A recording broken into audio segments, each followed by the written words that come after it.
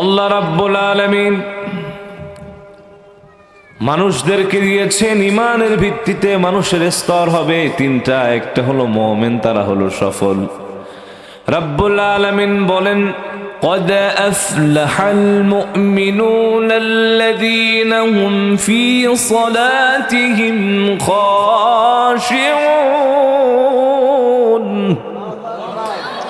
রাব্বুল আলামিন বলেন সফল হয়েছে মুমিনগণ। তাদের প্রথম আলামত সিম্পটম হলো তারা নামাজি বিনয়। সুবহানাল্লাহ বলেন। আবার আল্লাহ পাক কোরআনুল কারীমে কাফিরদের নামে একটা সূরা নাযিল করলেন, কুল ইয়া আইয়ুহাল কাফিরুন লা আ'বুদু মা তা'বুদুন। এইভাবে করে আল্লাহ রাব্বুল আলামিন মুনাফিকদের নামে একটা সূরা দিলেন। তবে এই জায়গায় ফার্স্ট কোয়ালিটি যারা জান্নাতি তারা হলো মুমিন। চিল্লা এখন ঠিক কিনা? তবে মুনাফিক হচ্ছে বর্ণচোরা। রব্বুল আলামিন তাদের ব্যাপারে সতর্ক করেছেন। রাসূল, কিছু লোক বলবে আমরা মুমিন, আমরা আল্লাহ বিশ্বাসী, আখিরাতে বিশ্বাসী, কিন্তু তারা মুমিন নয়, তারা আস্তা মুনাফিক। ঠিক কিনা বলেন? وَمِنَ النَّاسِ مَن يَقُولُ آمَنَّا بِاللَّهِ وَبِالْيَوْمِ الْآخِرِ وَمَا هُمْ بِمُؤْمِنِينَ। তারা বলবে, মানুষের মধ্যে কতক লোক বলে আমরা মুমিন, আমরা আল্লাহ বিশ্বাস করি, আখিরাত বিশ্বাস করি। ও রাসূল, তাদের ধোঁকায় আপনি পড়বেন না। তারা মুমিন নয়, তারা বর্ণচোরা, তারা হলো মুনাফিক। ইসলামের সবচেয়ে বেশি যারা ক্ষতি করেছে তারা হলো বর্ণচোরা মুনাফিক। ঠিক কিনা বলেন? এখন আমাদের মধ্যে কিছু লেবাসদারি আছে, তারা সবচেয়ে বেশি আমাদের ইসলামের জন্য ক্ষতি করে। এই জন্য মুনাফিক চিহ্নিত করতে হবে। মুনাফিক যদি চিহ্নিত না করা যায়, দ্বীনের বিজয় কোনোদিন আশা করা যায় না। ঠিক কিনা বলেন? ঈমান সফল, ঈমানদাররা হচ্ছেন সফল। তবে তাদের পরীক্ষা আছে। যে জিনিস যত দামি, যে জিনিস যত পিওর, তাকে পরীক্ষা দিতে হয় তত বেশি। ঠিক কিনা বলেন? যেটা 22 ক্যারেট এর চাইতে 24 ক্যারেট যেটা, ওইটারে বেশি পোড়ানো হয় যাতে খাদ বের হয়ে যায়। ঠিক কিনা বলেন? তো মুমিনরা হচ্ছে ওই 22 ক্যারেট না 24 ক্যারেটের মতো, এর চাইতেও দামি। সুবহানাল্লাহ বলেন। শুধু ইমানের দাবি করলে হবে না, ইমানদার কারা তাদেরকে আল্লাহ পাক পরীক্ষা নেবেন। আজকে আপনাদেরকে কথা শোনাবো কোরআনুল কারীমের 29তম সূরার নাম সূরাতুল আনকাবুত, অর্থ হচ্ছে মাকড়সা। সুবহানাল্লাহ বলেন। এর 1, 2 এবং 3 আয়াতের উপরে কিছু কথা আমি বলার চেষ্টা করব। আমার মনিব আমাকে বলার, আপনাদেরকে শ্রবণ করবার, দুপক্ষকে হেদায়েতের হিসাবে নেওয়ার তৌফিক দান করুন। পড় আমিন। জোরে বলেন আমিন। কে কে ঘুমান একটু হাত দেখান তো। না, সবাই তো সজাগ আছেন, কিন্তু আমিন যেভাবে বলেন মনে হয় সব ঘুমায় গেছেন। ভাই, আপনারা কি জানেন আপনারা কোন এলাকার মানুষ, কোন বিভাগের মানুষ, কোন জেলার মানুষ? এই জায়গায় এই বিভাগে আল্লাহর নামের তাকবীর দেওয়ার কারণে গৌর গোবিন্দ পালাতে বাধ্য হয়েছে। ঠিক কিনা বলেন? ওই জায়গার মানুষ হয়ে এইভাবে যদি ঠিক বলেন, আস্তে করে আমিন পড়েন, আস্তে করে সুবহানাল্লাহ পড়েন, বাতিলরা ভয় পাবে নাকি আরো শক্ত হয়ে দাঁড়াবে? প্রিয় ভাইয়ের আমার, সিলেটের সুন্নি মুসলমানেরা, আপনারা কোন ব্যক্তি আপনাদের পরিচয় জানা দরকার, ইতিহাস জানা দরকার। ইতিহাসটা হলো আপনারা সাধারণ কোনো মানুষ না। এই বাংলাদেশে যখন শাহজালাল ইয়ামানি মুজাররিদি রহমাতুল্লাহ আলাইহি প্রবেশ করবেন, এক নরাদম পিশাচ ছিল। সে বলল, মোল্লাদের স্থান কোনো সিলেটে হবে না, এই বাংলায় হবে না। তিনি যেন এই সিলেটের মধ্যে প্রবেশ না করতে পারেন, সুরমা নদী থেকে সব নৌকাগুলো তুলে দেয়া হলো, সরায় দেয়া হলো। আল্লাহর ওলি কারামত দেখালেন, তার জায়নামাজটা সুরমা নদীতে লাছলেন, এইটারে নৌকা বানায় পাড়ে প্রবেশ করলেন। কোন সুবহানাল্লাহ। এবার গৌর গোবিন্দ তার বাহিনীকে ছড়ায় দিল, পাথর মারতে নিক্ষেপ করতে লাগলো, পাথর নিক্ষেপ করতে লাগলো। কিন্তু আল্লাহ আর ওলি বললেন, সিল হে, থেমে যাও হে পাথর। আর একটা পাথর তার গায়ে লাগতে পারে না। এসে তিনি তাকবীর দিলেন, আল্লাহু আকবার, আল্লাহু আকবার। এই তাকবীরের কারণে গৌর গোবিন্দর রাজপ্রাসাদ ধুলির সঙ্গে মিশা গেল। ওই এলাকার মানুষ হয়ে যদি এই তাকবীর দেন, তাহলে মুরতাদ রাম বা আমারও সুযোগ পাবে।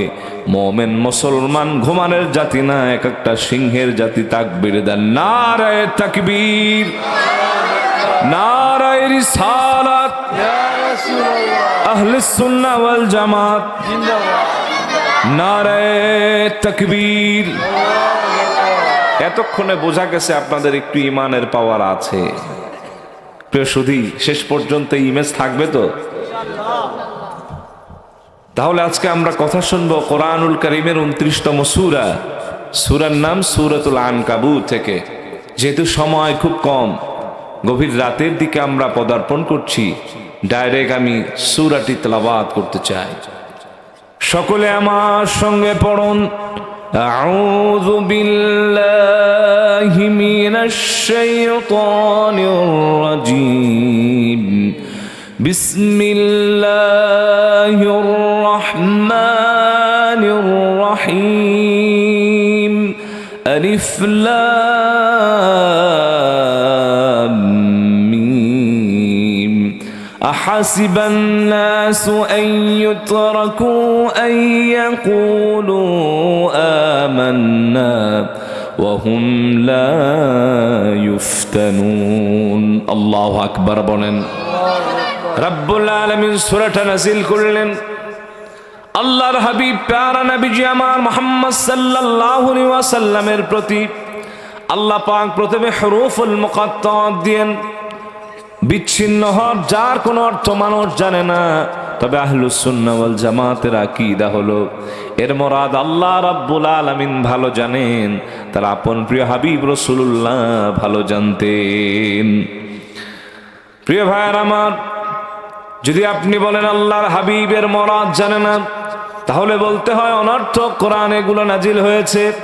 অনর্থক কোরআন একটা হরফ নাই, ঠিক কিনা বলেন?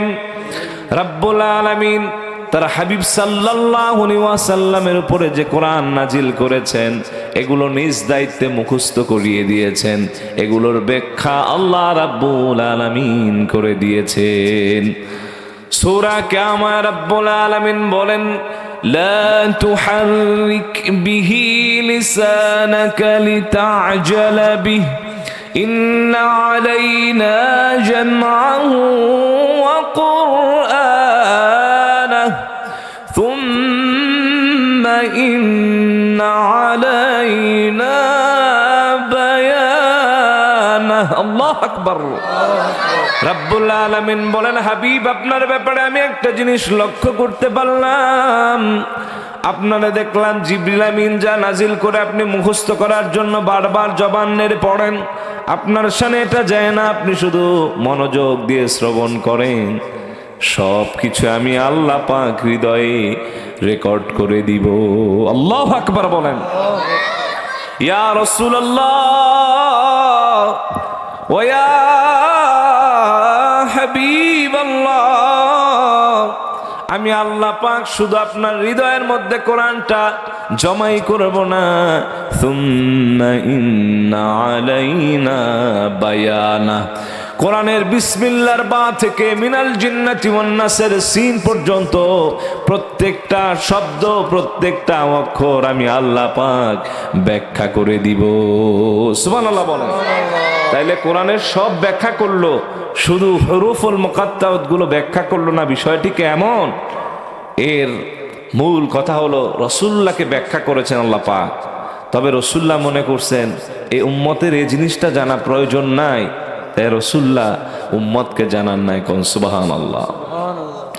এরপর রব্বুল আলামিন বলেন, আহাসিবান নাস, মানুষ কি ধারণা করে, মানুষ কি মনে করে তারা এতটুকুন বলবে আমরা মুমিন, আমরা মুসলিম, তাহলেই তাদের ছেড়ে দেওয়া হবে? রব্বুল আলামিন বলেন আহাসিবান নাসু আইয়ুতরাকু আইয়াকুলু আমান্না ওয়া হুম লা ইফতানুন। মানুষ কি এ কথা মনে করে, এ কথা ধারণা করে হৃদয়ে, এতটুকু মুমিন বলবে, মুসলিম বলবে, তাহলেই তাদের ছেড়ে দেওয়া হবে। ওয়া হুম লা ইফতানুন, তাদের কি ফিতনায় ফেলা হবে না, পরীক্ষা করা হবে না। এর মানে আল্লাহ রাব্বুল আলামিন বুঝালেন যে ব্যক্তি ইমানদার দাবি করবে তাকে ইমানের পরীক্ষা দিয়ে পাশ করেই তবে সাচ্চা মুমিন এবং মুসলিম হতে হবে। ঠিক কিনা বলেন? ইমানের ব্যাপারে অটোপাস বলে কোনো কথা নাই। প্যান্ডামিকের সময় আপনারা দেখেছেন করোনায় অনেক মানুষকে এসএসসি এইচএসসিতে পাশ করায় দেয়া হয়েছে, ঠিক না ভাই? পরীক্ষা দেয়া লাগে না, অটোপাস। কিন্তু ইমানের ব্যাপারে, ইসলামের ব্যাপারে অটোপাস বলে কোনো কথা। পূর্বে যারা আল্লাহ পাকের প্রিয় হয়েছেন, নবীগণ রাসূলগণ, তাদেরকে আল্লাহ পাক পরীক্ষা নিয়েছেন। রব্বুল আলামিন পূর্ববর্তীর ব্যাপারে বলেন ওয়ালাকাদ ফাতান্নাল্লাযীনা মিন ক্বাবলিহিম, শুনে রাখো তোমাদের পূর্বে যারা ছিল আমি আল্লাহ রাব্বুল আলামিন তাদেরকেও পরীক্ষা নিয়েছি। পরীক্ষা না দিয়ে সাচ্চা মুমিন এবং মুসলিম হবার কোনো সুযোগ নাই। আল্লাহু আকবার বলেন। সাহাবায়ে কেরাম রাসূলুল্লাহকে জিজ্ঞেস করলেন, আল্লাহর হাবিবকে জিজ্ঞেস করলেন, ইয়া রাসূলুল্লাহ ওয়া ইয়া হাবিবাল্লাহ, সবচাইতে কঠিন পরীক্ষা কারা দিয়েছেন? কাদেরকে আল্লাহ পাক কঠিন কঠিন পরীক্ষা নিয়েছেন? আল্লাহর হাবিব বলেন আশাদ্দুন নাসি বালাআন আল আম্বিয়া। ও আমার উম্মতেরা শুনে রাখো, সবচাইতে কঠিন পরীক্ষা, জটিল পরীক্ষা যারা দিয়েছেন তারা হলেন আল্লাহর নবীগণ। সুম্মা সালিহুন, তারপরে যারা সালেহ বুজুর্গ নেককার তাদেরকে আল্লাহ রাব্বুল আলামিন পরীক্ষা নিয়েছেন। সুম্মাল আমসাল ফাল আমসাল, স্তর যার যেমন, বুজুর্গি যার যেমন, আল্লাহ প্রতি প্রেম যেমন, যত বেশি মুখলেস তার পরীক্ষা তারাও তত কঠিন হয়েছে। কারণ সুবহানাল্লাহ। আপনাদেরকে প্রথমে নবীদের কিছু পরীক্ষা তুলে ধরতে চাই। বাবা আদম থেকে ঈসা রুহুল্লাহ পর্যন্ত প্রত্যেকেই পরীক্ষা দিয়েছেন, ঠিক কিনা বলেন? তারা যত কঠিন এবং জটিল পরীক্ষা দিয়েছেন, এর চাইতে কঠিন পরীক্ষা দিয়েছেন রাসূলুল্লাহ। যে পরীক্ষা দিয়েছেন উম্মতের মায়ায় গোটা নবী রাসূল এই পরীক্ষা দিতে পারেন না। এই এত কঠিন পরীক্ষা রাসূলুল্লাহ দিয়েছেন। সুবহানাল্লাহ। হযরত আদম সফিউল্লাহ পরীক্ষা দিলেন। আল্লাহ রাব্বুল আলামিন তাকে বললেন ওয়ালা তাকরাবা হাযিহিশ শাজারাতা ফাতাকুনা মিনাল যালিমিন। ও আদম হাওয়া, তোমরা একটা গাছ দেখায় দিলাম, এই গাছ ছাড়া যেদিকে মন চায় সেদিকে ছুটে বেড়াও, যা মন চায় তা খাও। ওয়াকুলা মিনহা রগাদান ওয়াসিআন, প্রাচুর্যের সঙ্গে ভক্ষণ করো। তবে একটা গাছ দেখায় দিলাম, রেড সিগন্যাল, এর কাছেও যেও না। শয়তান প্ররোচনা দিল, হযরত আদম হাওয়া সেখানে গেলেন। আল্লাহ পাক জান্নাত থেকে তাদেরকে বের করে দিলেন। হযরত আদম সফিউল্লাহ নামলেন শ্রীলঙ্কায়, মা হাওয়া নামলেন জেদ্দায়। ঐতিহাসিক বর্ণনা মতে তারা কাঁদলেন 1 বছর না 2 বছর না, শত শত বছর। ইমাম সুয়ুতি লেখেন আল্লাহর হাবিব প্যারা নবীজি সাল্লাল্লাহু আলাইহি ওয়াসাল্লামের ওসিলা দিয়ে যখন দোয়া করলেন, আল্লাহ পাক দোয়া কবুল করলেন। তবে এর পূর্বে হযরত আদম সফিউল্লাহ 360 বছর কান্না করলেন, আল্লাহ পাক তো দোয়া মঞ্জুর করেন না। এই যে এত সময় তওবা করেই গেলেন, আল্লাহর পথ থেকে নিরাশ হলেন না, এটা ছিল তার পরীক্ষা। সুবহানাল্লাহ বলেন। আল্লাহর হাবিবের ওসিলা দিয়ে একদিন দোয়া করলেন, মালিক আমার আল্লাহ, দোয়া তো করেই গেলাম, তওবা তো শত শত বছর করলাম, কেঁদেই গেলাম, তওবা তো কবুল হয় না। তবে জান্নাতে একটা নাম আপনার নামের সঙ্গে দেখেছি। আমি আদম সফিউল্লাহ প্রথম মানুষ, আমার স্থানটা আপনার নামের সঙ্গে নাই, তবে একজনের নাম দেখেছি, লা ইলাহা ইল্লাল্লাহু মুহাম্মাদুর রাসূলুল্লাহ। এই নামের ওসিলায় আপনি আমারে মাফ করে দেন। সুবহানাল্লাহ বলেন। তিনি বললেন, আল্লাহুম্মা ইন্না নাতাওয়াসসালু ইলাইকা বিওয়াসিলাতি হাবিবিকাল মুহতারাম।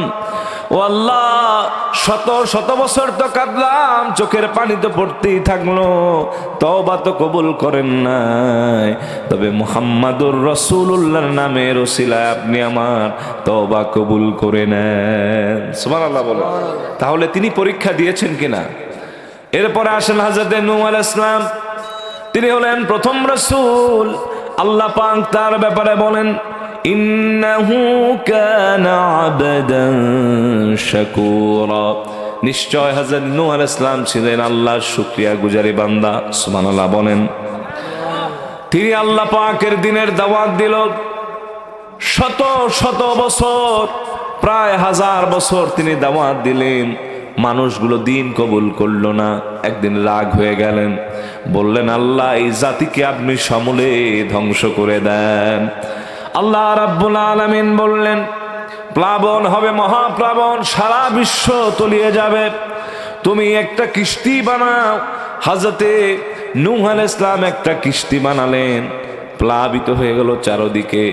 কোন বর্ণনা আছে 6 মাস, কোন বর্ণনা আছে 1 বছর সে মহাপ্লাবন হলো। যদি পর্বতের নিচে গিয়ে থামলো, তাহলে তাকেও পরীক্ষা দিতে হয়েছে, ঠিক কিনা বলেন? এরপরে আমাদের মুসলিম জাতির পিতা হযরত ইব্রাহিম খলিলুল্লাহ একটা না, দুইটা না, 10টা পরীক্ষা দিয়েছেন। কোন সুবহানাল্লাহ। ইব্রাহিম খলিলুল্লাহ জীবনে পরীক্ষা দিয়েছেন 10টা। কয়টা বলেন? রাব্বুল আলামিন রাসূলুল্লাহকে উদ্দেশ্য করে বলেন, وَإِذِ ابْتَلَى إِبْرَاهِيمَ رَبُّهُ بِكَلِمَاتٍ فَأَتَمَّهُنَّ قَالَ إِنِّي جَاعِلُكَ لِلنَّاسِ إِمَامًا। জোরে পড়ুন আল্লাহু আকবার। আল্লাহ পাক বলেন, হাবিব মুহাম্মদুর রাসূলুল্লাহ স্মরণ করুন সে সময়ের কথা। ইব্রাহিম আলাইহিস সালামের রব আল্লাহ রাব্বুল আলামিন তাকে কিছু কথা দ্বারা পরীক্ষা করলেন। তিনিও কথাগুলো মেনে শতভাগ উত্তীর্ণ হলেন। আল্লাহ রাব্বুল আলামিন ডেকে বলেন, ক্বালা ইন্নী জাইলুকা লিন্নাসি ইমামা। ওরে ইব্রাহিম, আমি তোমাকে মানব জাতির নেতা বানায় দিব। আল্লাহু আকবার বলেন। তিনি পরীক্ষা দিয়েছেন 10টা। বলেন কয়টা? মোট আপনার মূল যে পরীক্ষাগুলো আছে সেগুলো আপনাকে শোনাচ্ছি। প্রথম নাম্বার পরীক্ষা হলো আকলে সালিমের পরীক্ষা। তিনি যেই সময় আসলেন, হযরতে ইব্রাহিম খলিলুল্লাহর সময়টা ছিল এমন, সব মানুষগুলো মূর্তি পূজার সঙ্গে সম্পৃক্ত ছিল। ঘরের লোক, বাহিরের লোক, সমাজের লোক, রাষ্ট্রের লোক সব মূর্তি পূজা করে। হযরত ইব্রাহিম আযারকে জিজ্ঞাসা করলো, আযার, আপনি বলেন আমার রব কে? সে বলে, এই মূর্তিগুলা তোমার রব। আবার ওই আযার বলে, এই নাও মূর্তিগুলো বাজারে বিক্রি করে আসো। হযরত ইব্রাহিম খলিলুল্লাহ মাথা থেকে চাকাটা নামালেন, দেখলেন এক মূর্তি আর এক মূর্তির লগে টাকে, একটার হাত নাই, একটার পা নাই, একটার চেহারা বসকায়া গেছে।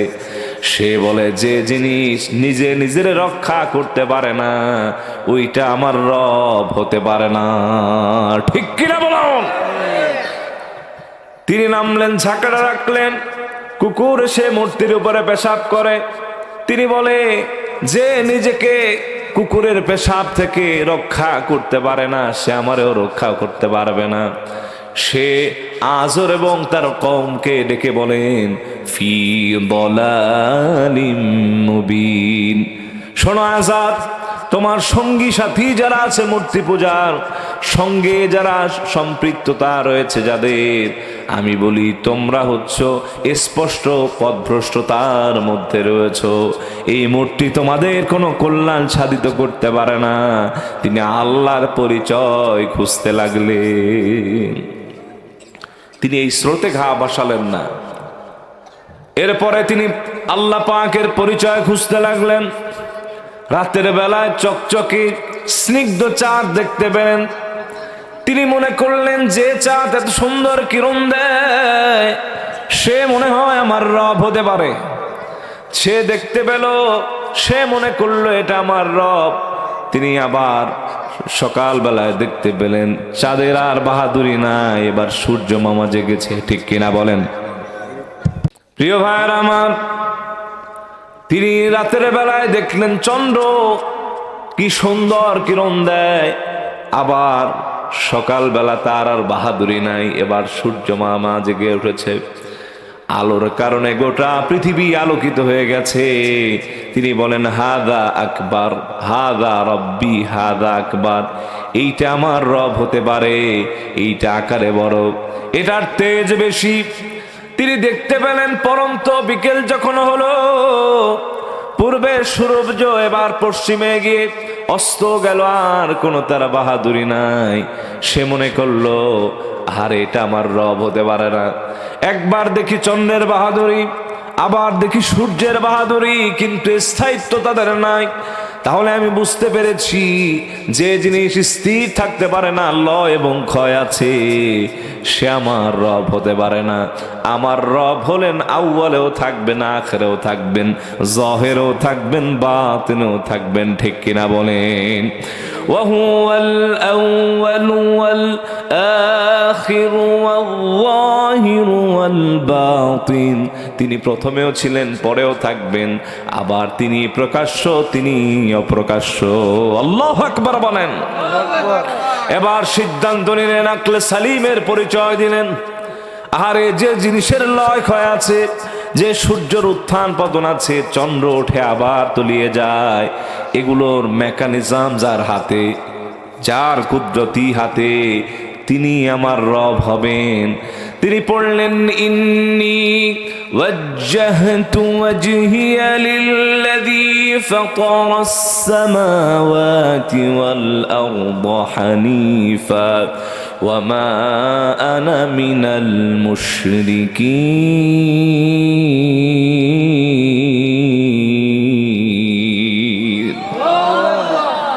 সে বললে আসমান জমিনের মালিক যিনি, তিনি আমার রব, তিনি আমার আল্লাহ। আমি আসমান জমিনের রবের দিকে মুখ ঘোরালাম, আমি মুশরিক নই, আমি আজ থেকে মুমিন। সুবহানাল্লাহ বলেন। এইটা তার এক নম্বর পরীক্ষা ছিল। আর একটা পরীক্ষা হলো ইলকাহু ফিন্নার, তাকে আগুনে নিক্ষেপ করা হলো। তার সময়টা যেহেতু মূর্তি পূজা নিয়ে সব জায়গায় কাজ করছিল, ধর্মীয় উপাসনা এগুলো মূর্তি দ্বারা ভরা। হযরত ইব্রাহিম একদিন বলল, ও নমরুদ, তোমরা যে মূর্তি পূজা করো এগুলো পথভ্রষ্টতা, এগুলো কোনো সত্যতা নাই, ভিত্তি নাই। তোমরা যা সিজদা করো, যার উপাসনা করো, এগুলো আমার শত্রু। কোন আল্লাহু আকবার। এইবার নমরুদ খেপছে তেলে বাগুনে। এতদিন ইব্রাহিম রে বলছে দিনের পক্ষে আসো, আমাদের পক্ষে আসো, মূর্তি পূজা করো, কিন্তু ওই লোক যদি আবার তাদের বিপক্ষে বলে, তখন বিষয়টা কেমন হয় না বলেন? এরপরে বলল ইব্রাহিমের আস্ফালন তো বেড়ে গিয়েছে। এতদিন তার কথাগুলো ছিল এলাকা ভিত্তিক, এখন দেখি রাজপ্রাসাদে সে আমার উপরে কথা বলে। এরে ধরো, জ্বলন্ত আগুনের মধ্যে তারে ফেলে দৃষ্টান্তমূলক শাস্তি দাও। আমাদের ইলার ব্যাপারে, রবের ব্যাপারে কেউ যেন আর কোনো ধরনের চক্রান্ত না করতে পারে। এবার নমরুদ বলে দিল, কাঠ আনো, আগুন জ্বালাও। দাউ দাউ করে আগুন জ্বলছে, কেউ যেতে পারে না। ওই জায়গায় একজন রাজমিস্ত্রি ছিল, কাঠ মিস্ত্রি ছিল, নাম তার খুজান। সে বলল, মনিব, আপনি যেভাবে আগুন ধরিয়েছেন, এর কাছে তো কোনো মানুষ ভিড়তে পারে না, তাহলে শরীর পুরে দগ্ধ হয়ে যাবে। আমি যেহেতু কাঠ মিস্ত্রি আপনার রাজ্যের, আপনাকে একটা ক্ষেপণাস্ত্র বানায় দিই, মানজানিক, যারা বহু বছর এসেছে, মাজানিক, একটা ক্ষেপণাস্ত্র বানায় দেই। ওর অগ্রভাগে হযরত ইব্রাহিমকে বাঁধবেন, এই দিক দিয়ে ফোর্স করা হবে। নির্ধারিত সময় জল্লাদ যদি রশি কেটে দেয়, ওই অগ্রভাগ সহকারে জ্বলন্ত আগুনের মধ্যে ইব্রাহিম পড়ে যাবে। নাউজুবিল্লাহ। হযরত ইব্রাহিমকে বাধা হলো। মানজানিকের অগ্রভাগে যখন হযরত ইব্রাহিমকে বাধা হলো, ফোর্স করা হলো প্রচুর, হযরত ইব্রাহিম আলাইহিস সালাতু ওয়াস সালাম এখন শুধু একটা সুতা কাটতে বাকি, সুতা কাটলেই জ্বলন্ত অঙ্গার হয়ে যাবেন। কারণ আল্লাহু আকবার। আল্লাহ পাক জিব্রাইলকে পাঠায় দিলেন, যাও আমার পয়গম্বর আমার উপরে কতটুকু তাওয়াক্কুল করে আমি একটু পরীক্ষা করে দেখতে চাই। জিব্রাইল আমিন এসে বলেন, আলাকা হাজাতুন ইয়া ইব্রাহিম,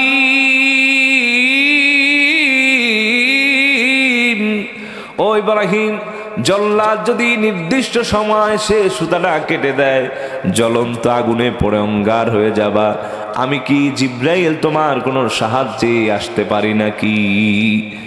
হযরত ইব্রাহিম পয়গম্বর যে জবাব দিয়েছেন, ঈমান আরো কয়েক গুণ বেড়ে যাবে। আল্লাহু আকবার বলেন। উপরে জল্লাদ সুতা কেটে দিলে জ্বলন্ত অঙ্গার হয়ে যাবেন আগুনে পড়ে।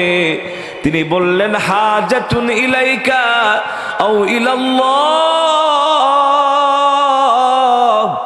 ও ভাই জিব্রাইল, আমার একটা প্রশ্ন আছে। আমি যার জন্য আমার জীবন কোরবান করছি তার কাছে কি আমি সাহায্য চাইব, না গয়রুল্লাহর কাছে আমি সাহায্য চাইব? আল্লাহু আকবার বলেন। এরপরে আল্লাহ পাক খুশি হয়ে গেলেন, রাজি হয়ে গেলেন। ওইদিকে জল্লাদ যখন সুতা কেটে দিল, হযরত ইব্রাহিম এবার আগুনে পড়ে যাচ্ছেন। আল্লাহ পাক বলেন, পৃথিবীর কোন সাহায্যকারী যখন আমার ইব্রাহিম চায় না, আমি আর কোন পৃথিবীর সাহায্যকারী রাখবো না তার সাহায্য করার জন্য। আমি আল্লাহ পাক ডাইরেক্ট আগুন রে অর্ডার করে দিলাম। আল্লাহ পাক অর্ডার করে দিলেন। কোরআনুল কারীমে এসেছে, রব্বুল আলামিন বলেন, কুলনা ইয়া নারু কুনি বারদাও ওয়া সালামান আলা ইব্রাহিম। আল্লাহু আকবার বলেন। আল্লাহ পাক আগুন ডেকে বলেন, আগুন, তোমার মধ্যে আমার পয়গম্বর পড়ে যাচ্ছি, পড়তেছে, তুমি তার এমন ভাবে সেভ করবা আমার পয়গম্বরের জন্য শান্তিদায়ক ঠান্ডা হয়ে যাবা। ও আগুন রে, একটা পয়গম্বরের পশম পরার জন্য সে শক্তি তোমারে দেই নাই, আমার পয়গম্বরের জন্য নাতিশীতোষ্ণ ঠান্ডা হয়ে যাও।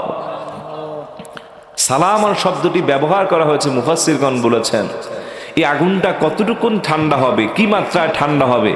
ঠান্ডা আবার হযরত ইব্রাহিম আলাইহিস সালামের কষ্ট হয় কিনা, এই জন্য আল্লাহ পাক সালামান শব্দটি ব্যবহার করেছেন। নাতিশীতোষ্ণ বুঝেন, না শীত না গরম, এমন ঠান্ডা হয়ে গেছে। কারণ সুবহানাল্লাহ। আজার এবং নমরুদ বাহিনী রাজপ্রাসাদের ছাদ দিয়ে লক্ষ্য করে দেখে, আরে কি আজীব ব্যাপার, ইব্রাহিমকে ফালায় দিলাম আগুনের মধ্যে, সেই ইব্রাহিম তো আগুনে পড়ে না, একটা পশমও পড়তে পারে না। ওই জায়গাকে আল্লাহ বাগিচা বানায় দিয়েছে। আল্লাহ পারেন কিনা বলেন, আবার বলেন পারেন কিনা। আপনাদের বিশ্বাস আছে তো? কিন্তু আমরা বিপদে পড়লে বিভিন্ন মাজারে গিয়ে সিজদা দেই, আছে না নাই? আমরা গিয়ে আল্লাহ ছাড়া গয়রুল্লাহর কাছে ধর্ণা ধরি, বলি ভাই আপনি যদি 5,000 টাকা এই মুহূর্তে ধার না দেন আমার মাকে বাঁচাতে পারবো না। এই টাকা ডাক্তার কি মায়ের বাঁচাতে পারে না? বাঁচানোর মালিক আমার আল্লাহ। বলেন, জীবন দেওয়ার মালিক কে? মরণের মালিক কে? আবার ভালো রাখার মালিক কে? অসুস্থ করার মালিক কে? এইটা যেন আমাদের মনে থাকে। আমার আল্লাহ, তিনি আমাদের হায়াত দাতা, তিনি আমাদের রিজিক দাতা, তিনি কল্যাণ করনেওয়ালা, তিনি আবার অকল্যাণের মালিক। সব কিছু আল্লাহর পক্ষ থেকে আসে, ঠিক কিনা বলেন? তাইলে 2 নম্বর পরীক্ষা শুনলাম, তাকে আগুনের মধ্যে নিক্ষেপ করা হলো। 3 নম্বর পরীক্ষা, আল্লাহ রাব্বুল আলামিন হযরত ইব্রাহিম খলিলুল্লাহকে কোনো সন্তানই দিচ্ছিলেন না অনেক বছর পর্যন্ত। আল্লাহু আকবার বলেন। একজন বাবার ক্ষেত্রে সন্তান না হওয়া কত যাতনা, এটা আপনারা বুঝবেন না, যার সন্তান নাই সেই বোঝে, ঠিক কিনা বলেন? হযরত ইব্রাহিমের বয়স 80 প্লাস হয়ে গেল। আহারে, ইব্রাহিম আলাইহিস সালামের শরীরের চামড়াগুলো লুজ হয়ে গেল, চুল দাড়ি পেকে গেল।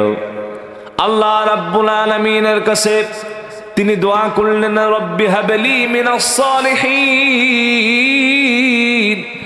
ও মরিব, আপনি আমাকে একজন নেককার সন্তান দান করুন। আল্লাহু আকবার বলেন। যারা বিবাহ করেছেন অথবা বিবাহ করবেন ভাবছেন সন্তান হবে, সন্তান সম্ভব আমার, আপনারা এই দোয়াটা বেশি বেশি পড়বেন, তাহলে আল্লাহ পাক নেককার সন্তান দান করে দিবেন। হযরত ইব্রাহিম দোয়া করলেন জীবনে অনেকবার। আল্লাহ রাব্বুল আলামিন পরের আয়াতে বলেন, ফাবাশশারনাহু বিগুলামিন হালিম। আমি আল্লাহ রাব্বুল আলামিন তাকে একজন পুত্র সন্তানের শুভ সংবাদ দিলাম, যিনি পরম ধৈর্যশীল। কোন সুবহানাল্লাহ। আল্লাহ রাব্বুল আলামিন বললেন, পয়গম্বর যান, মা সহকারে সন্তানকে আরবে রেখে আসেন। আল্লাহু আকবার বলেন। এক হলো সন্তান হয় না, দ্বিতীয় হলো সন্তান হয়েছে কাছে রাখা যাবে না, আল্লাহর হুকুমে তাকে রেখে আসতে হবে আরবে। আল্লাহু আকবার বলেন। হযরত ইব্রাহিম খলিলুল্লাহ রেখে আসছেন আর দোয়া করলেন, মালিক এই জায়গাকে, এই নগরকে আপনি নিরাপদ শহর বানায় দেন।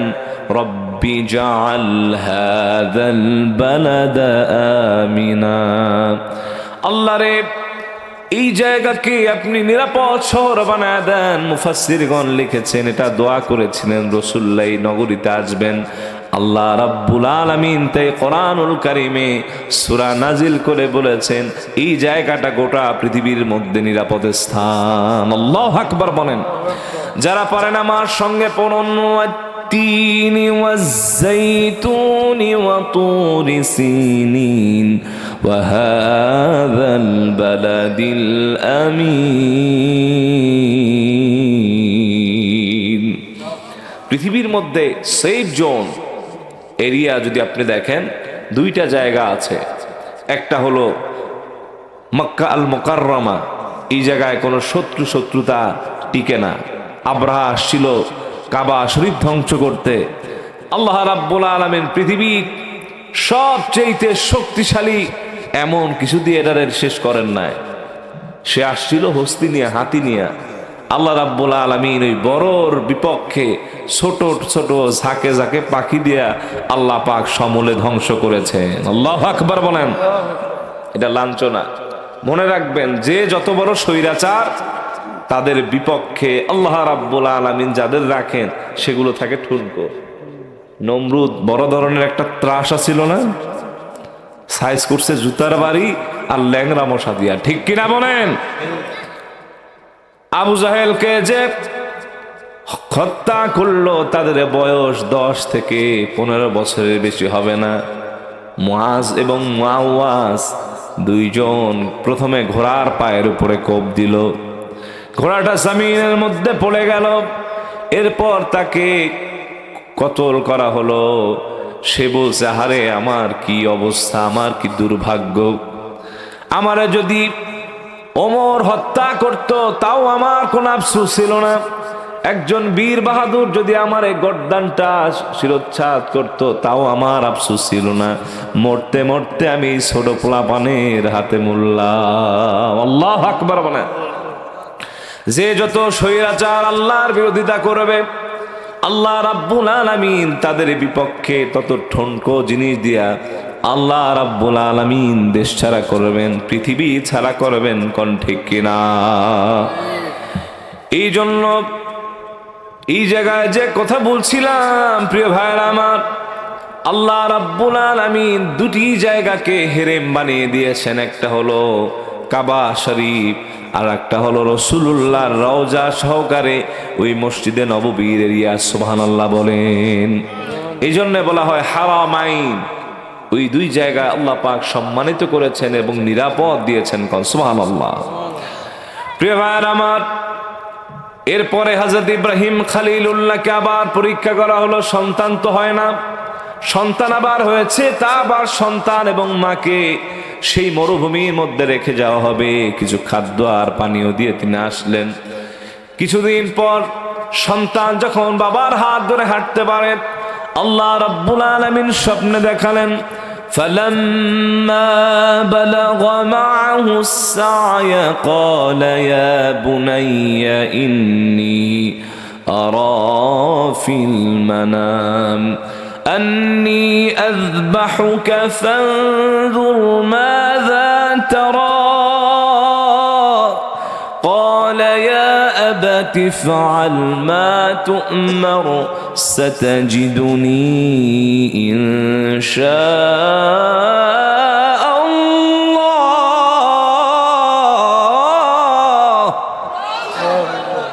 إن شاء الله من الصابرين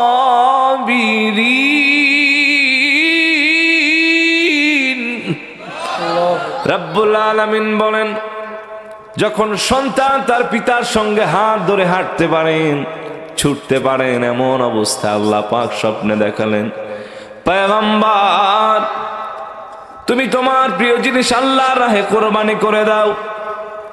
8 তারিখ, 9 তারিখ এবং 10 তারিখ একই স্বপ্ন রাতের বেলায় দেখলেন।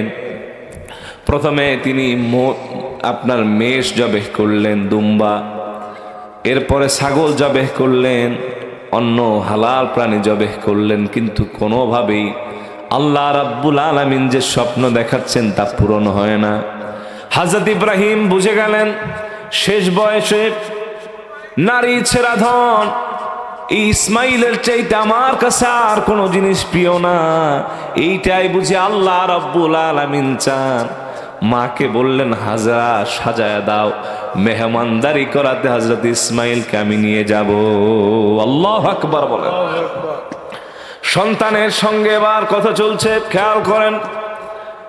এবার পিতা ডেকে বলেন, ইয়া বুনাইয়া লা, হে হে আমার কলিজার টুকরা সন্তান, শোনো আমি তোমাকে কিছু কথা বলি। আমি রাতের বেলায় স্বপ্ন যুগে দেখলাম, হে আমার কলিজার টুকরা সন্তান, শেষ বয়সের সন্তান, তোমার প্রতি মায়া আমার অনেক বেশি। আমি স্বপ্ন যোগে দেখলাম আল্লাহর রাহে তোমারে কোরবানি করে দিই। তোমার মতামতটা কি, ওপিনিয়ন কি, আমার একটু জানাও। সন্তান কেমন সন্তান খেয়াল করেন। সন্তান আপনার আমার মতো সন্তান না। আমাদের সন্তান হলে বলতো, কত কিছুই তুমি তো দেখো, ঘুমালে তোমার তো হুঁশ থাকে না। পয়গম্বরের সন্তান তো পয়গম্বর হবেন। এই জন্য ঈমান দীপ্ত কণ্ঠে তিনি বললেন, ইয়া আবাতি ফাআল মা তু'মার সাতাজিদুনি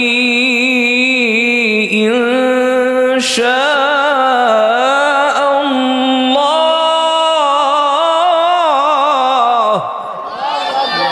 ও বাবা, আপনি যেভাবে আদিষ্ট হয়েছেন আল্লাহর পক্ষ থেকে ওইভাবে কাজ করেন, নিশ্চয় আপনি ধৈর্যশীলের মধ্যে আমাকে পাবেন। আল্লাহু আকবার বলেন। এরপরে সন্তানকে নিয়ে যাওয়া হলো বিভিন্ন জায়গায়। শয়তান প্ররোচনা দিল, আর ইসমাইল জানো না, তোমারে তো মেহমানদারি করাতে নেয় না, জবেহ করতে নেয়।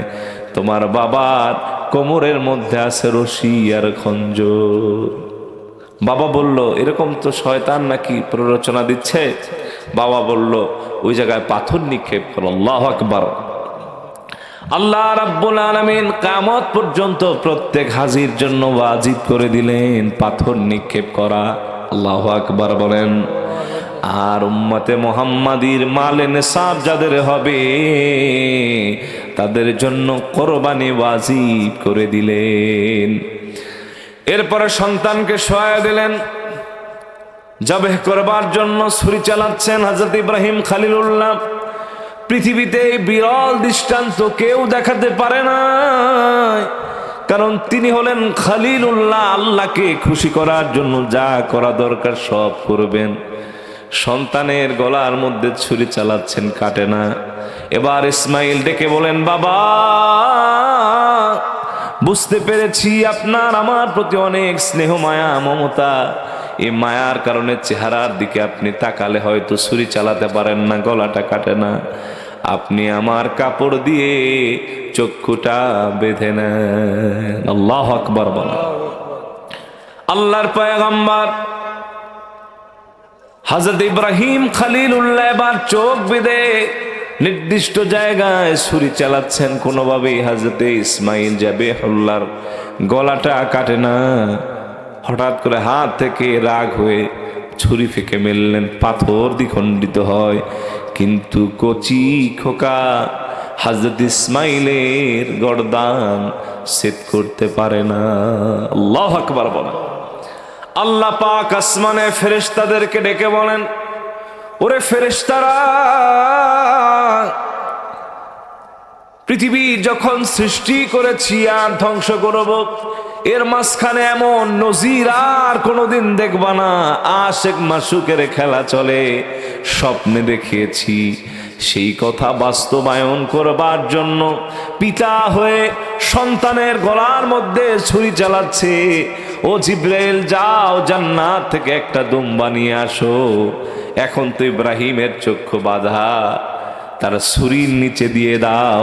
তিনি বিসমিল্লাহ আল্লাহু আকবার বলে ছুরি চালালেন, ফিনকি দিয়ে রক্ত বের হয়ে তার জিসম মোবারকের মধ্যে চেহারায় আনোয়ারে লাগতে শুরু করলো। এবার মনে করলেন মিশন মনে হয় সাকসেস। চোখ খুলে দেখেন হযরত জিবরিল দাঁড়ানো, সঙ্গে হযরত ইসমাইল দাঁড়ানো। কোন আল্লাহু আকবার। আল্লাহ পাক ডেকে বলেন, ও খলিলুল্লাহ,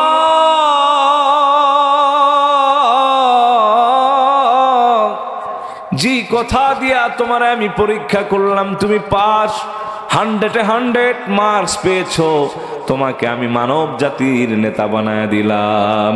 মিল্লাতা আবিকুম ইব্রাহিম হুয়া সাম্মাকুমুল মুসলিমিন। মুসলিম জাহানের মিল্লাতের যিনি পিতা, তিনি কে? ওভাবে না, একটু সিংহের মতো ঈমান দীপ্ত আওয়াজে বলেন, আমাদের মুসলিম জাহানের জাতির পিতা কে?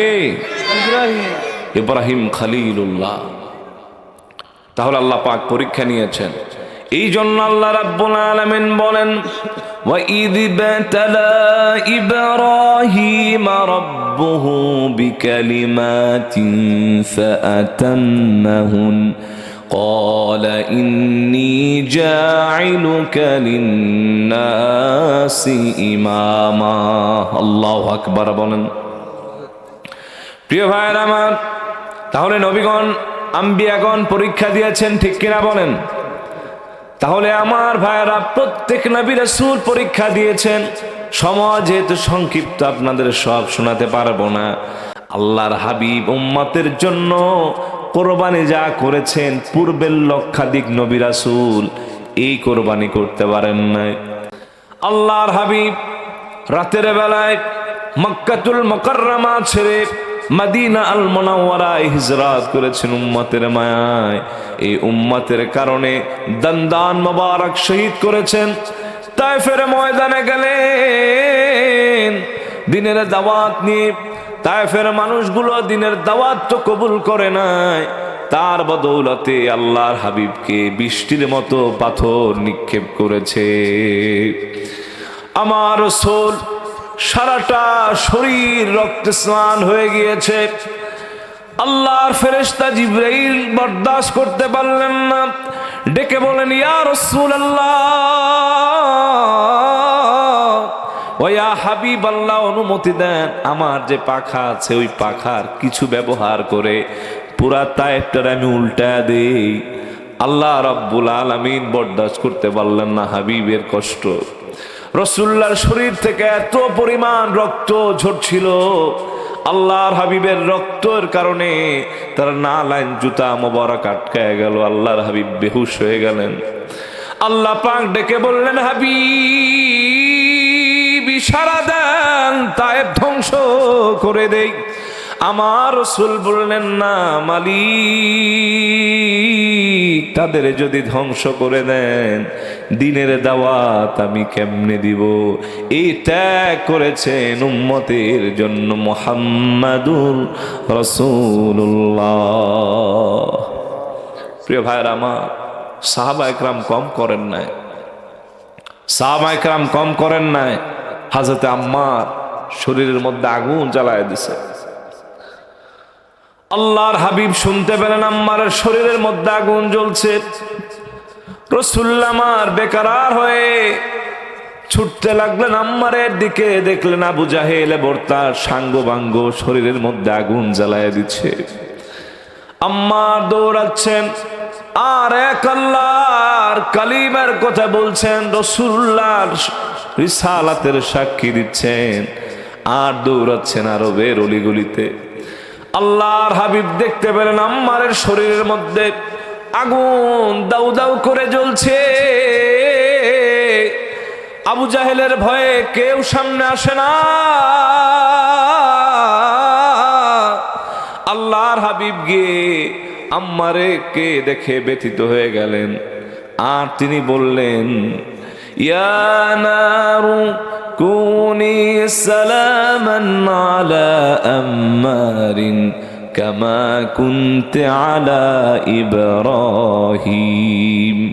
এরে আগুন, তুমি আমার আম্মারের প্রতি হযরত ইব্রাহিমের মতো নাতিশীতোষ্ণ ঠান্ডা হয়ে যাও। আল্লাহর হাবিব একটা ধমক দিলে আগুন সঙ্গে সঙ্গে তেজ থেমে গেল আর নাতিশীতোষ্ণ হয়ে গেল। সুবহানাল্লাহ বলেন। হযরত বেলালের উপরে কি নির্যাতন করা হয়েছে। হযরত সুমাইয়া রাদিয়াল্লাহু তাআলা আনহা, তাকে নির্মমভাবে শহীদ করা হয়েছে ঈমানের কারণে। এই ঈমানের ক্ষেত্রে সহজ আর বাইপাস কোনো রাস্তা নাই। ডাইরেক্ট সিরাতে মুস্তাকিমে চলতে হলে ঈমানদারের উপরে বিপদ আসবেই, ঠিক কিনা বলেন? আল্লাহ রাব্বুল আলামিন বলেন وَلَنَبْلُوَنَّكُمْ بِشَيْءٍ مِّنَ الْخَوْفِ وَالْجُوعِ وَنَقْصٍ مِّنَ الْأَمْوَالِ وَالْأَنفُسِ وَالثَّمَرَاتِ وَبَشِّرِ الصَّابِرِينَ। রাব্বুল আলামিন বলেন, আর আমি তোমাদেরকে অবশ্যই পরীক্ষা করব কিছু বিষয় দ্বারা। মিনাল খাউফি ওয়াল জু, ভয় দেখায়া আবার ক্ষুধা দিয়া জান ও মালের নোকসান করে আমি আল্লাহ রাব্বুল আলামিন তোমাদেরকে পরীক্ষা নিব। যারা ধৈর্যশীল হতে পারবে, সবরু আনিল মুসিবা, মুসিবতের সময় ধৈর্য ধারণ করতে পারবে, আল্লাহ রাব্বুল আলামিন বলেন হাবিব আপনি তাদের শুভ সংবাদ দিয়ে দেন। এই শুভ সংবাদটা আল্লাহর জান্নাত। কোন সুবহানাল্লাহ। তাহলে প্রিয় ভাইরা আমার, ঈমানের পরীক্ষা দেওয়ার জন্য প্রস্তুত আছেন তো? কথা কন না, আছেন না? নাই যে হুজুর যা কন না কন, ঈমানের পরীক্ষা আমি না। ঈমানের পরীক্ষা সবচেয়ে কঠিন পরীক্ষা, ঠিক কিনা বলেন? জ্বলন্ত আগুনের মধ্যে পড়তে পারি, কিন্তু ঈমান ছাড়া যাবে না। আপনাদেরকে 2-4 মিনিট একটা ওয়াকিয়া শোনাতে চাই। সূরাতুল বুরুজ একটা সূরা আছে না নাই? জোরে কোন? 30তম পারার একটা সূরা। এর 2-3 আয়াতের উপরে আপনাদেরকে একটা ওয়াকিয়া শোনাচ্ছি। আল্লাহর হাবিব প্যারা নবীজি আমার মুহাম্মদ সাল্লাল্লাহু আলাইহি ওয়াসাল্লাম, আল্লাহর হাবিব প্যারা নবীজি আমার মুহাম্মদ সাল্লাল্লাহু আলাইহি ওয়াসাল্লাম বলেন, পূর্বে একদল লোক ছিল যারা আরবের নাজরানে বসবাস করত। সাহাবায়ে কেরাম ঈমান আনার অপরাধে তাদেরকে জ্বলন্ত অঙ্গারের মধ্যে দিয়ে দেওয়া হয়েছে, তারপর তারা ঈমান ছাড়ে নাই। কোন সুবহানাল্লাহ। এদেরকে আসহাবুল উখদুদ বলা হয়। সহিহ মুসলিমের মধ্যে এসেছে, আল্লাহর হাবিব প্যারা নবীজি আমার মুহাম্মদ সাল্লাল্লাহু আলাইহি ওয়াসাল্লাম বলেন, পূর্ববর্তী লোকরা এমন ছিল, নাজরানের এক জায়গায় কিছু লোক ছিল মুমিন, বাকি সব ছিল মূর্তি পূজারী। ওই দেশের রাজা টোটাল রাজ্যটা পরিচালনা করত আপনার হচ্ছে জাদুবিদ্যার মাধ্যমে। জাদুকরটা বৃদ্ধ হয়ে গেল। সে রাজাকে ডেকে বলল, রাজা আপনি একজন চৌকস বালককে আমার কাছে পাঠায় দেন, তারে আমি জাদুবিদ্যা শিক্ষা দিব, সেই জাদুবিদ্যার মাধ্যমে আপনার রাজ্য পরিচালনা করবে। রাজা একটা চৌকস ছেলে দেখে, মেধাবী ছেলে দেখে তার কাছে পাঠায় দেবার পর ওই ছেলে প্রতিদিন যায় খন বানে, তাকে এই জাদু দীক্ষা দেওয়া হয়, শিক্ষা দেওয়া হয়। দেখবেন জাদুর সঙ্গে ক্ষণের একটা সম্পর্ক আছে না নাই? অমাবস্যার রাত লাগে, শনিবার দিন রাত 12টার সময়, এরকম আছে না? ওই ছেলে ওই জায়গায় যায়, মধ্যবর্তী সময় একটা স্থানের মধ্যে একজন রাহিব দরবেশ পেল। ওই সন্তান তার কাছে কিছু সময় অপেক্ষা করলো। বালক দেখতে পেল জাদুকরের খন ব্যানের চাইতে ইমানদার দরবেশের কথার পাওয়ারটা বেশি। সে এখন আর জাদুকরের কাছে যায় না, মাঝে মাঝে যায়। জাদুকরের কাছে না যাবার কারণে জাদুকর ওই সন্তানকে ধরে আচ্ছা ধরে মার দিল। এইবার জাদুকরের কাছে যে বালকটা যাচ্ছিল, মাঝে মাঝে যায়, সে সেই দরবেশের কাছে বৃত্তান্ত খুলে বলল ভাই, ও আমার শেখ, ও রাহেব, শোনেন, আমি যখন জাদুকরের কাছে না যাই আমাকে ধরে ধরে মারধর করে, আমি কি করতে পারি? সে বলল, তোমারে কিছু টেকনিক শিখাইয়া দেই। যখন জাদুকর তোমাকে জিজ্ঞাসা করবে কেন দেরি হয়েছে, তুমি বলবা বাড়ি থেকে আসতে দেরি হয়েছে। আবার যখন তোমার বাড়ি জিজ্ঞাসা করবে এত দেরি কেন হলো বালক, তখন তুমি বলবা আমি ওই জাদুকরের কাছ থেকে আসতে দেরি করেছি। এইভাবে কিছুদিন চলতে লাগলো। এখন টোটালে জাদুকরের কাছ থেকে যাওয়াটা বন্ধ হয়ে গেছে, কারণ তার কাছে তাওহীদ এবং দরবেশের ধর্ম অনেক দিন প্রিয় হতে লাগলো। কোন সুবহানাল্লাহ। প্রিয় ভাইরা আমার, এরপরে ওই সন্তান, ওই বালক আর জাদুকরের কাছে যায় না। এরপর শুধু ওই দরবেশের কাছেই যায়, দীক্ষা শিক্ষা নেয়।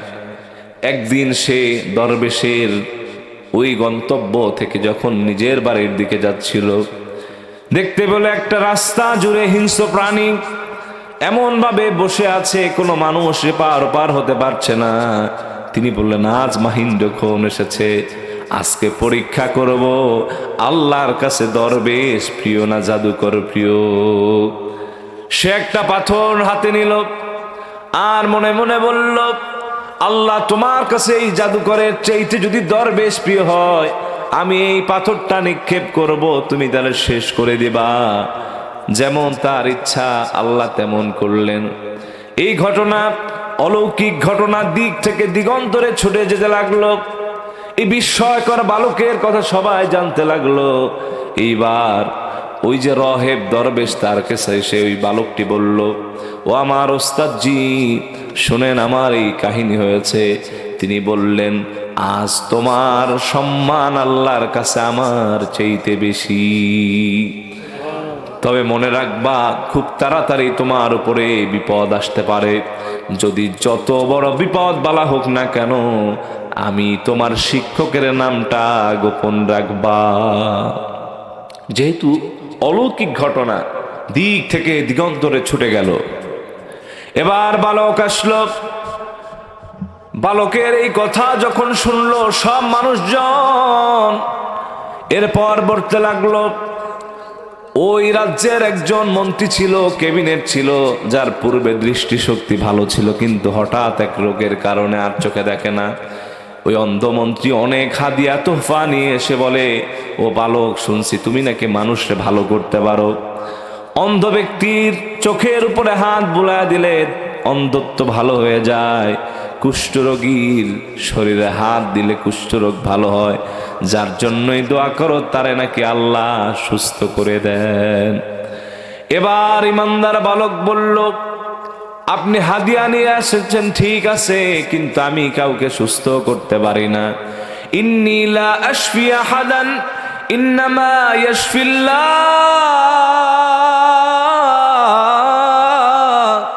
ও মন্ত্রী, শুনে রাখো, আমি কাউকে সুস্থ করতে পারি না। সুস্থ অসুস্থতার মালিক আমার আল্লাহ। ছেলেটিকে বলল, আপনি যদি ঈমান আনেন ওই বালকটি বলল, মন্ত্রীকে আপনি যদি ঈমান আনেন, আমি আল্লাহর কাছে দোয়া করতে পারি, আল্লাহ চাইলে আপনার দৃষ্টিশক্তি ফিরায় দিবেন। তিনি ঈমান আনলেন। বালকটি হাত তুলে আল্লাহর কাছে দোয়া করলো, এই মন্ত্রীর জন্য চোখ ভালো হয়ে গেল। মন্ত্রী এবার খুশি হয়ে রাজার দরবারে গেল। রাজা বলল, কানা মন্ত্রী, ও অন্ধ মন্ত্রী, তোমার চোখ কেমনে ভালো হলো? সে বলল, আমার মালিক আমার চোখ ভালো করে দিয়েছেন। ওই ব্যক্তি বলল, রাজা বলল, আমি তোমার চোখ ভালো করছি নাকি? সে বলল, রব্বি ওয়া রাব্বুকা আল্লাহ, তোমার রব আমার রব আল্লাহ আমার চক্ষু ভালো করে দিয়েছে। আল্লাহু আকবার বলেন। এবার রাজায় ধরছে, তুমি আবার আল্লাহর পরিচয় কেমনে পাইলা? মন্ত্রীরে ধরে এমন আচ্ছা তরে মার দিছে, সে মুখ ফসকে ওই যুবকের কথা বলে দিছে। যুবককে এবার ধরা হলো, যুবককে আচ্ছা তরে মার দেওয়া হলো, তার উপরে স্টিম রোলার চালানো হলো। নির্যাতন চালাতে চালাতে এক পর্যায়ে মুখ ফসকে বেড়ে গেল ওই যে রাহেব দরবেশের কথা। এবার দরবেশ, ছেলে এবং ওই যে মন্ত্রী, তিনজনকে আটক করা হলো। দুইজনের মাথার উপরে ধারালো করাত দিয়ে শরীরটা দুই টুকরা করে দেওয়া হলো। কোন আল্লাহু আকবার। তাহলে মন্ত্রীও শেষ, শিক্ষক দরবেশও শেষ, এখন আছে একজন ইমানদার বালক। এবার রাজা বললেন, এভাবে ছাড়া যাবে না, দৃষ্টান্তমূলক শাস্তি দাও, পাহাড়ের চূড়ায় উঠাও, গিয়া বুঝাও, ও যুবক, তুমি যদি ঈমান ছেড়ে দাও, আল্লাহ ছেড়ে দাও, তাহলে তোমাকে ছেড়ে দেওয়া হবে, অন্যথায় তোমার জীবন কেড়ে নিতে এক সেকেন্ডও বিলম্ব করব না। ওই ছেলেকে পাহাড়ের উপরে নেওয়া হলো। নেয়ার পর তাকে বলা হলো, তুমি দিন ধর্ম ছেড়ে দাও। সে বলল, না, আমি ছাড়বো না। আল্লাহর কাছে বলল, আল্লাহ তুমি আমার জন্য যা কল্যাণ মনে করো তাই করো, তুমি ছাড়া আমার আর কেউ নাই। আল্লাহ পাক পাহাড়ের মধ্যে এমন ভূমিকম্প দিলেন, ওই যুবক বালক শুধু সেই জায়গায় স্থির থাকতে পারলেন, সব পড়ে মরে গেল। বালকটা হেঁটে হেঁটে রাজপ্রাসাদে আসলো। এরপরে রাজা দেখে বলে, তোমার না মারতে আমার বাহিনী দিলাম, তাদের কি অবস্থা, তোমার কি অবস্থা? সে বলেন, আল্লাহ হলেন উত্তম পরিকল্পনাকারী, তিনি আমাকে এখানে এনেছেন। আল্লাহু আকবার বলেন। এবার সিস্টেম ভিন্ন, এইবার আর পাহাড়ে দেয়া যাবে না, যেহেতু পাহাড় ধসে অনেকগুলো মারছে, এখন তারে পাঠালো বিশাল উত্তাল সাগরের মধ্যে, একটা নৌকার মধ্যে উঠাইয়া তারে বলা হচ্ছে, তুমি যদি দিন ইসলাম আল্লাহ ভুলে যাও, আবার মূর্তি পূজা করো, তাহলে তোমাকে ছেড়ে দিব। কারণ এখন তো আর ওই বালক মুশরিক না, সে তো ইমানদার। সে আল্লাহকে আবার বলল, আল্লাহ তুমি যা ভালো মনে করো তাই করো। সাগরের মধ্যে এমন তুফান হলো, উত্তল তরঙ্গমালার মধ্যে কাফের মুশরিক ওই রাজার বাহিনী পরে সব তলিয়ে মরে যায়, ইমানদার বালকের একটা চুলেরও ক্ষতি হয় না। আল্লাহু আকবার। রাখে আল্লাহ, মারে কে? আল্লাহ যা চান পারেন, ঠিক কিনা বলেন? ইন্না বাতশা রাব্বিকা লাশাদীদ, আল্লাহর পাকড়াও বড় কঠিন, তিনি ধরেন ধরেন ধরেন না, ধরলে কাউরে ছাড়েন না, ঠিক কিনা বলেন? ফেরাউনরে আল্লাহ চুবাইয়া ভুরভুরি ছাড়াই দিয়েছেন। আল্লাহু আকবার বলেন। প্রিয় ভাইরা আমার, এরপরে বালকটি সাগরের পার থেকে হেঁটে হেঁটে রাজপ্রাসাদে আসে। মিশন তার একজন মানুষের মধ্য দিয়ে গোটা মানুষকে আল্লাহর পথ দীক্ষার শিক্ষা দিবেন। এবার রাজা বলে, তুমি কি মরো না? এবারও কেমনে আসলা? আমার সঙ্গী সাথী, তোমার সঙ্গী সাথী কই, আমার বাহিনীরা কই? সে বলেন, আল্লাহ উত্তম ফয়সালাকারী, তিনি যা চান তাই করেছেন। এইবার ইমানদার বালক বলে, ও মন্ত্রী, ও প্রধানমন্ত্রী রাজা, তুমি কি আমারে মারতেই চাও নাকি? মারলেই তোমার মনটা শান্ত হবে নাকি? সে বলল, হ, তোমারই মারতে চাই, কারণ তোমার কারণে আমি এমন হয়েছি। সে বলছেন, আমারে মারলেই আপনার জ্বালা মরে, জ্বালা মিটে, আপনি আমারই মারতে চান? হ, তোরই মারতে চাই, তুই তো সাধারণ কেউ না, তুই আমার সব কিছু নিয়ে তাল বাহানা শুরু করছে, আমার তো অস্তিত্বই থাকবে না, ঠিক কিনা বলেন? এরপরে বললেন, ও প্রধানমন্ত্রী আজাদ, আপনি যদি আমারে মারতে চান, আমার শিখানো পন্থা ছাড়া আপনি আমারে মারতে পারবেন না। সব মানুষ জমা করেন, আপনার রাজ্যের নির্দিষ্ট একটা জায়গায় নিয়ে আসেন, কাঠের একটা শুলির মধ্যে আমারে চড়ান। চড়ায়া আমি যেভাবে বলি, আমার তীরদানি থেকে একটা তীর নিবেন, আমার শিখানো বাক্য বলবেন, বিসমিল্লাহি রব্বিল গোলাম। অর্থ হলো, এই বালকের রবের নামে আমি এই তীরটা নিক্ষেপ করলাম, এই বলে যদি আপনি নিক্ষেপ করতে পারেন তাইলে আমার শাহাদাত বরণ করাতে পারবেন, অন্যথায় আপনি আমারে মারতে পারবেন না। আল্লাহু আকবার বলেন। সব মানুষ জমা হয়ে গেল। এইবার বালক রেডি হয়ে গেলেন শাহাদাত বরণ করার জন্য, কারণ যুগ জামানা পাল্টে দিতে চায় না অনেকজন, এক মানুষই আনতে পারে জাতির জাগরণ, ঠিক কিনা বলুন? তার শাহাদাতের মধ্য দিয়ে ভিন্ন এক চিত্র হবে। সব মানুষ জমা। তিনি বললেন, আমার তীরদানি থেকে একটা তীর নেন। ও রাজা, আমার দীক্ষা শিক্ষা মতো আপনি আমার দিকে তীরটা নিক্ষেপ করেন। যখন বিসমিল্লাহি রব্বিল গোলাম বলে ওই বালকের তীরদানি থেকে একটা তীর নিক্ষেপ করা হলো, তীরটা যুবকের সিনার মধ্যে বিদ্ধ হয়ে গেল, আর তিনি শাহাদাত বরণ করলেন। উপস্থিত জনতা সবাই বলে উঠল, ক্বালু আমান্না বিরব্বিল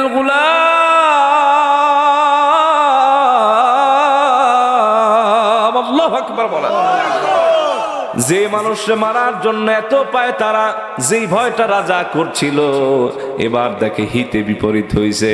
ওই পোলারে কোনোভাবে মারা যায় না, আগুনে ফালায় তা থেকে বেঁচে আসে, পাহাড়ের উপরে নেয় সব মরে যায়, কিন্তু সে বাঁচে। আবার সাগরে ফেলতে চায়, সেখানেও তার কোনো ক্ষতি হয় না, সে বেঁচে যায়, সব মরে যায়। তখন বুঝতে পারছে সব মানুষ, আর এটা সাধারণ কেউ না, এইটা আল্লাহর ওলি। কোন সুবহানাল্লাহ। তারা বলতে লাগলো, ক্বালু আমান্না বিরব্বিল গুলাম।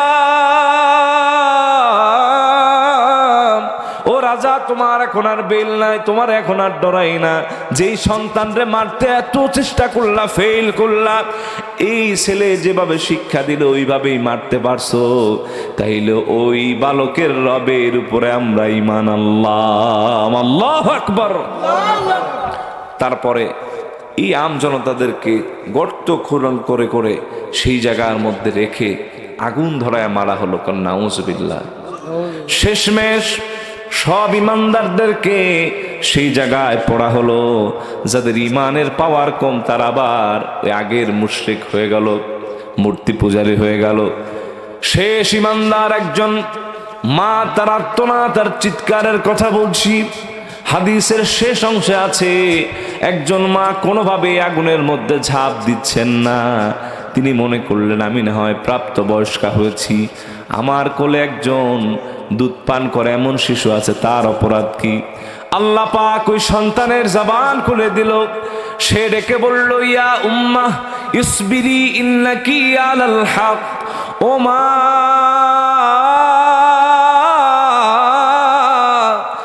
তুমি টেনশন করো না, তুমি মনে করো না তুমি বিফলে যাচ্ছ, নিশ্চয় তুমি হকের উপরে আছো, সত্যের উপরে আছো, তাওহীদের উপরে আছো, আল্লাহর পথে আছো। কোন সুবহানাল্লাহ। আমারে নিয়ে তুমি আগুনের মধ্যে ঝাঁপ দাও,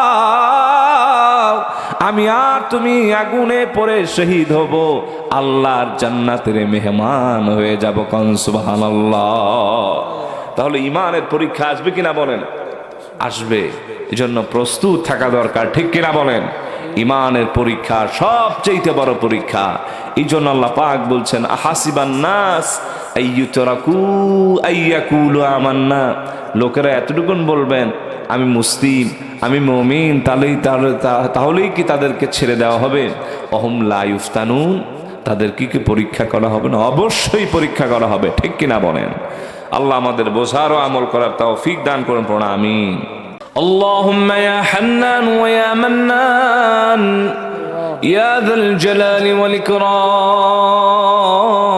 ইয়া রাব্বি লাকাল হামদু কামা ইয়ানবাগি লিজালালি ওয়াজহিকা ওয়া আযীমি সুলতানিক। ربنا ظلمنا أنفسنا وإن لم تغفر لنا وترحمنا لنكونن من الخاسرين اللهم صل وسلم وبارك عليه رب العالمين বাদেশ্বর পূর্বভাগ ফকিরটুল আল আকসা ইসলামী যুব পরিষদের উদ্যোগে আয়োজিত মহাসুন্নি সম্মেলনের আল্লাহ সারাদিন কার্যক্রম চলল। কোরআনুল কারীম থেকে তেলাওয়াত হলো, আল্লাহ কোরআনের তাফসীর হলো, রাসূল সাল্লাল্লাহু আলাইহি ওয়াসাল্লামের প্রশংসার নাত শরীফ হলো, যত আয়োজন হলো দান সাদাকা সহকারে ভুল বেয়াদবি মাফ করে তুমি কবুল আর মঞ্জুর করে নাও রব্বুল আলামিন। মকবুলের পরে যা সওয়াব দান করেছো লক্ষ কোটি গুণ বাড়ায়া রাসূলুল্লাহর রওজা সোনার মদিনায় পৌঁছায়া দাও। আল্লাহ নবীজির হাল পরিবার আহলে বাইত সাহাবায়ে কেরাম রাদিয়াল্লাহু তাআলা আনহু তাদের রূহ মুবারকে হাদিয়া পৌঁছায়া দাও। ইসলামের ঝান্ডা উড্ডীন করতে গিয়ে আল্লাহ শহীদ যারা হলেন, গাজী যারা হলেন, প্রত্যেক শহীদগণ গাজীগণদের রূহ মুবারকে হাদিয়া পৌঁছায়া দাও।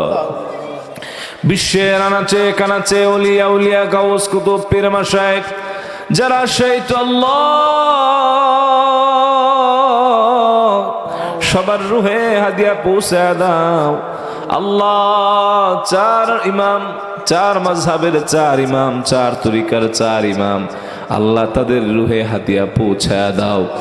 বিশেষ করে আল্লাহ সিলেটের জমিন, ওলিয়া উলিয়াদের জমিন, আল্লাহ শাহজালাল ইয়ামিনী রহমাতুল্লাহ আলাইহির সঙ্গে যত সফর সঙ্গী ছিলেন আল্লাহ সবার রূহ মুবারকে হাদিয়া পৌঁছায়া দাও।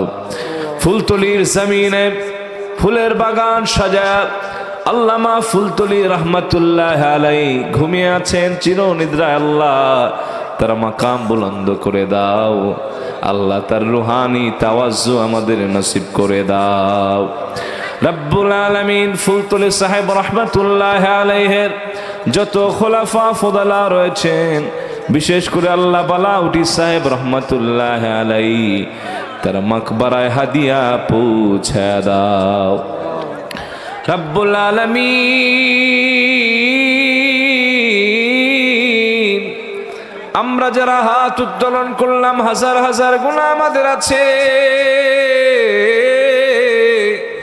যেই গুনাহ পৃথিবী জানলে আল্লাহ আমাদের জায়গা হতো না, আল্লাহ তুমি দয়া করে মায়া করে গোপন রেখেছো।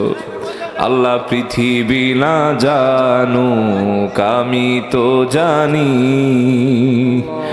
আমি কি পাপ করেছি হায়, আমার পাপের করলে বিচার, বাঁচার উপায় নাই আমার, বাঁচার উপায় নাই আমার। আল্লাহ তোমার গফুর রহিম নামের ওসিলায় মাফ করে দাও।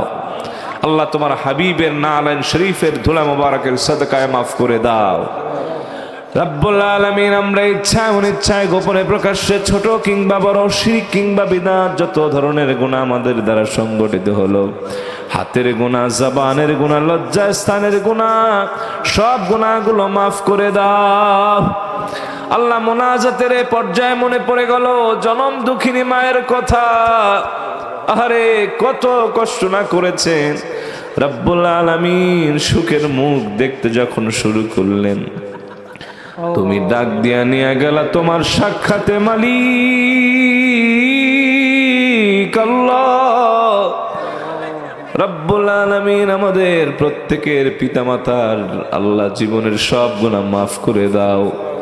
মাহফিলে আসতাম বাবার সঙ্গে হাত ধরে,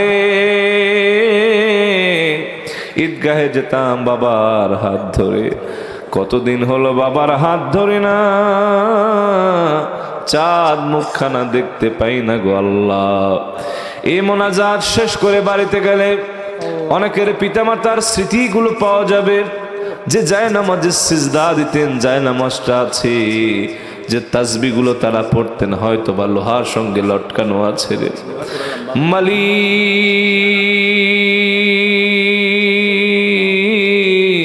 মা নাই বাবা নাই। আল্লাহ দয়া করে মায়া করে আমাদের পিতামাতার কবরগুলো জান্নাতের টুকরা বানায় দাও। সবাই পড়েন রব্বির হামহুমা কামা রব্বায়ানি সগীরা। আবার পড়েন আল্লাহ মাফ করে দেবেন। রব্বির হামহুমা কামা রব্বায়ানি সগীরা। আল্লাহ আমাদের জীবিত মৃত পিতামাতাকে তুমি মাফ করে দাও। আল্লাহ আমার পিতা মাতা অসুস্থ আছেন, শিফা দান করো রব্বুল আলামিন।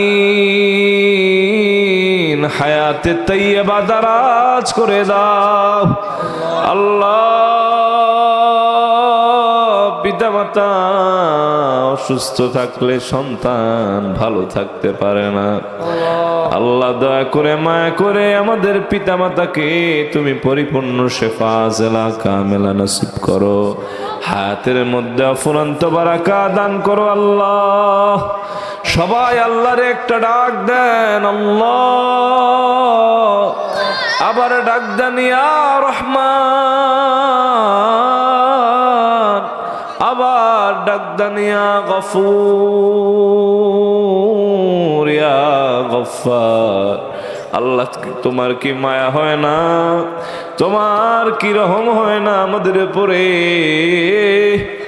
আল্লাহ গভীর রাতে তোমার গোলামগুলো আল্লাহ একত্রিত হয়েছে তোমাকে পাওয়ার আশায়। আল্লাহ দয়া করে মায়া করে জীবনের সব গুনাহ মাফ করে দাও রব্বুল আলামিন। আমাদের প্রিয় ভাইয়ের ছেলের জন্য দোয়া চেয়েছেন আল্লাহ, তাকে তুমি পরিপূর্ণ সুস্থতার সঙ্গে দীর্ঘ নেক হায়াত নসিব করে দাও আল্লাহ। অনেক ভাই দোয়া চেয়েছেন, এলাকাবাসী সকল মুর্দেগানের জন্য দোয়া চেয়েছেন আল্লাহ, তাদের মাফ করে কবরটা জান্নাতের টুকরা বানায় দাও রব্বুল আলামিন। এই মাহফিলের প্রতিষ্ঠাতা রব্বুল আলামিন, তার জন্য দোয়ার আরজি করা হয়েছে আল্লাহ রব্বুল আলামিন। দোয়া কবুল আর মঞ্জুর করো রব্বুল আলামিন। প্রবাসীদের জন্য দোয়া চাওয়া হয়েছে রব্বুল আলামিন। আমাদের প্রবাসী ভাইয়েরা কত কষ্ট করেন, নিজের দেশ ছেড়ে মায়ের মুখ দেখতে পারেন না বছরকে বছর, বাবার মুখটা দেখতে পারেন না বছরকে বছর। আত্মীয় স্বজন সবার মা ছেড়ে দূর প্রবাসে দিন কাটান। আরে রক্তগুলো ঘাম করে আল্লাহ উপার্জন করেন। ওই প্রবাসী ভাই বোনদের আপনি হায়াতে তাইয়্যিবা দারাজ করে দেন আল্লাহ। প্রবাস জীবন সুখময় করে দেন, হালাল রিজিক অফুরন্ত দান করে দেন আল্লাহ। আবার সশরীরে সুস্থ অবস্থায় আসার তৌফিক আপনি দান করে দেন রব্বুল আলামিন। অনেকে অসুস্থ আছেন, শেফা দান করেন। ওয়াইযা মারিতু ফাহুয়া ইয়াশফিন। সুস্থ আমরা যখন হই আপনি সুস্থ করেন আল্লাহ। প্রত্যেক অসুস্থ ব্যক্তিকে আপনি শেফা নসিব করে দেন রব্বুল আলামিন। আয়োজক কমিটি যারা আছেন আল্লাহ তাদেরকে কবুল করেন। আমার ডান পাশে যে কাকা বসে আছেন আল্লাহ, তিনি দোয়া চেয়েছেন, তার বোনের জন্য দোয়া চেয়েছেন আল্লাহ। প্রবাস থেকে এই মাহফিলের যারা টাকা দিয়েছেন, পয়সা দিয়েছেন আল্লাহ, যুবকরা শ্রম দিয়েছেন, মেধা দিয়েছেন আল্লাহ, তাদেরকে কবুল আর মঞ্জুর করেন। সব দোয়াগুলো রাসূলুল্লাহ রসিলায় কবুল আর মঞ্জুর করেন আল্লাহ। সোনার মক্কা মদিনায় যাওয়ার তৌফিক আমাদের দান করে দেন আল্লাহ। রাসূলুল্লাহর শহরে আমাদের মরণ দিয়া দেন। যেই দিন মালাকাল মউত হযরত আজরাইল প্রাণ পাখির উপর থাবা মারবে,